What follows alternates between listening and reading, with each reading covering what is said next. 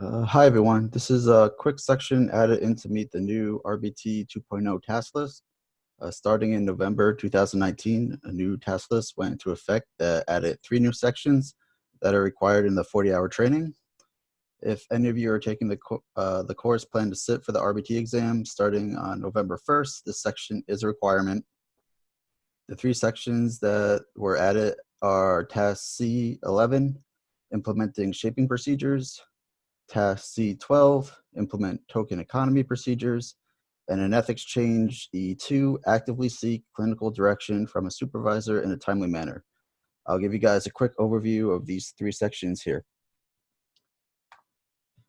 So the new first task list is C11, implementing shaping procedures. We use shaping procedures when we want to form a new behavior that is not currently in the client's repertoire.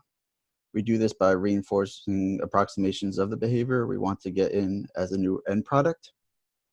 This could be done by breaking down a behavior into steps and only reinforcing the behavior once that behavior is independently done at the current target step. I'll give you guys an example in the next slide. So this is an example of shaping involves taking steps that are already known by the client to form an end goal behavior. So for this example, we have a high school student named Bert that hates doing his homework and has never completed one all school year. Typically, we would try to increase this behavior by reinforcing that in a contingency that occurs at the end of the behavior. But the behavior we want to increase is never occurring. So what do? Let's look at the task and see what the end behavior and if we could break it down into smaller steps. Since in this instance, the target behavior is finishing a worksheet, there are multiple steps involved that we could use to shape the behavior. Starting off with using a behavior that has a high likelihood of occurring, we could have an opportunity to reinforce that behavior. In order for Bert to access reinforcement at first, the only task that would be required for him to do is write his name on the paper. After successfully being independent with writing the name on the paper, we can move to a different task that requires more effort to be reinforced. So for the next step, writing his name on that paper alone would not be enough to gain access to reinforcement. He would need to write his name and complete one question on the homework to get reinforced. The behavior will move along a set of requirements as you see above until we reach the end goal of him completing the whole worksheet, which we can then reinforce, and hopefully the behavior will contract natural reinforcement. Next, we're going to talk about task C12, implementing token economy procedures. Token economies are a common sight in ABA, found all over, ranging from reinforcing children in clinical setting to practicing self-management procedures.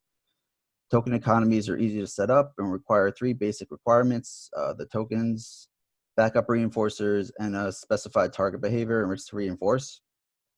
The tokens themselves are any object that a person earning can trade in for a backup reinforcer. A backup reinforcer is anything that typically reinforces a person's behavior, like edibles, breaks, toys, or computer time. The tokens themselves hold no value outside of treatment. Every time a token board is introduced to a new client, the tokens and backup reinforcers should be paired using a one-to-one correspondence. Over time, the immediacy of gaining the backup reinforcer is held, requiring more tokens needed to get the backup reinforcer. With the token economy system of reinforcement in place, it is useful for shaping behavior and having control over the immediacy of reinforcement.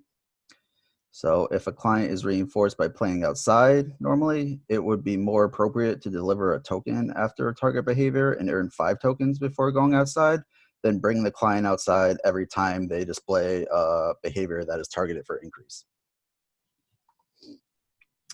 All right, lastly, we're going to quickly go over section E2, which is a new ethics task about actively seeking clinical direction.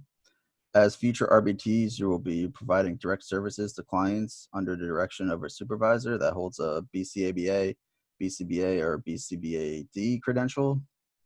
As RBTs, you're required to meet with your supervisor face-to-face at least 2 times a month. During this time, it is your responsibility to bring up any questions regarding treatment procedures that you are implementing. As RBTs, you will be spending the most time directly with the client out of anybody on a team. So you should be informing your supervisor if you believe any of the treatment plans are unsafe or unethical. You should also be ensuring that you yourself are able to run the programs as they are written out on the behavior plans. What you need to do if a problem like this occurs is go straight to your supervisor and ask them for guidance. Every plan that's made for a client is specifically for them, so only your direct supervisor would know how to guide you with that problem.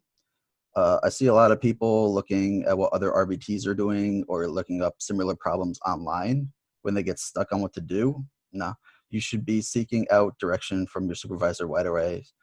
So don't look it up on the internet. All right, so that was the quick interview of the 3 tasks set up by the BACB. Hope you guys learned something during this course, and good luck with the exams.